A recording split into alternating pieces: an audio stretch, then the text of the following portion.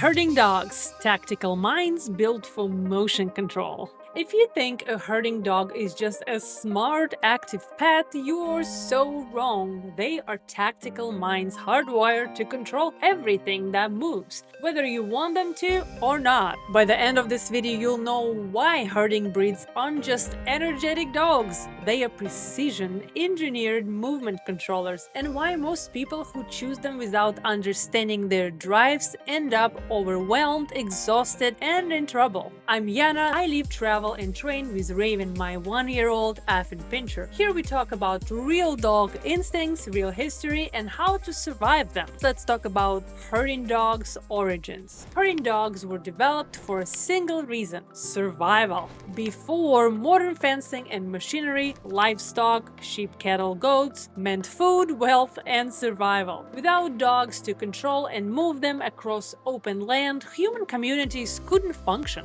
Humans didn't breed for looks. They bred dogs that could stalk, chase, and pressure animals into moving without killing them. Hundreds of years of selective breeding hardwired herding dogs into tactical movers. Not pets, not companions, but working partners. Critical to survival. Now let's talk about predatory drive broken down. Herding behavior is a manipulated version of the natural predator sequence: orient, eye, stalk, chase, bite, kill, dissect. Herding breeds keep only the beginning steps: orient toward motion, stalk low to the ground, chase when necessary, bite lightly if needed to grip stubborn livestock. No killing. Border collies, for example, specialize in using their eye, locking onto livestock and freezing them in place. Australian cattle dogs specialize in gripping, nipping at heels to force stubborn animals to move. Without livestock today, well, that same instinct locks onto bicycles, kids, joggers, or shadows. Now let's talk about types of herding styles. Not all herding dogs work the same way. There are 3 major working styles inside the herding world. Strong eye herders. Dogs like the border collie and the kelpie. They crouch low and fix their intense stare on the animals to move them with psychological pressure, often freezing in place until the timing is right. Next one is loose eye herders. Dogs like the Australian Shepherd and the English Shepherd.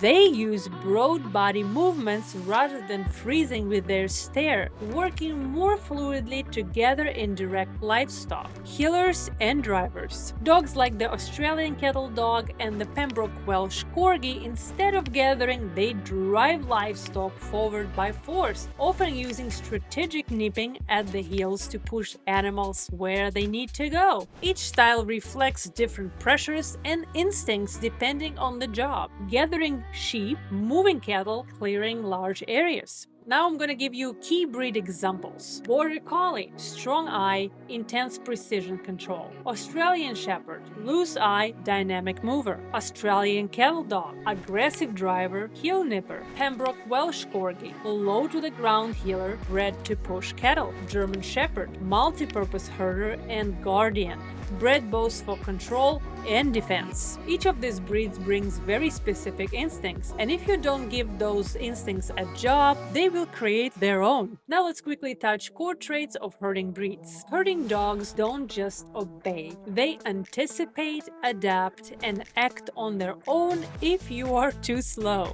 They have extreme sensitivity to movement. Anything movement, even leaves, shadows, or people can trigger herding response. They have high awareness. These dogs pick up tiny changes in the environment faster than you do and respond accordingly. Their stamina and work ethic, they aren't sprinters, they are marathoners, built to move and think for hours without rest. Barking is part of their herding toolbox to pressure and manage livestock. Now let's talk about modern problems with herding dogs. Motorhomes, suburban yards, and occasional walks do not erase genetic memory. Without enough mental and physical work, herding breeds self-destruct, nipping at kids' heels, chasing cars and bicycles, fixating on lights, reflections, or shadows, developing obsessive-compulsive behaviors like spinning, pacing, or constant barking, destructive chewing, and digging from sheer frustration.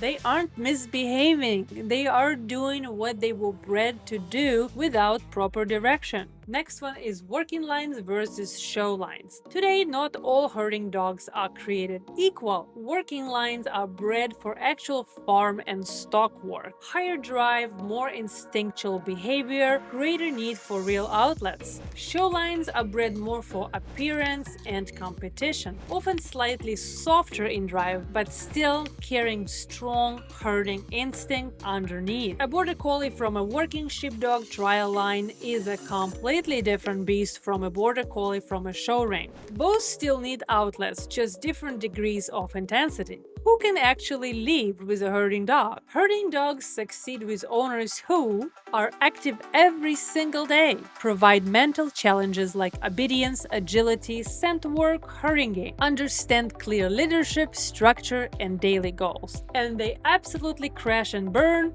with owners who want a casual companion, have inconsistent schedules, don't like daily training or structured activity, live in chaotic or overstimulating environments without control. If you're serious about finding the right dog for you for real life, check out the rest of the series on sporting dogs, hounds, guardians, terriers, companions, and more. Like this video, leave a comment what you are working through, and subscribe for more real, no fluff breakdowns. Herding dogs aren't here to chill, they're here to move. And if you don't give them something real to move, they'll move you, your house, and your sanity instead.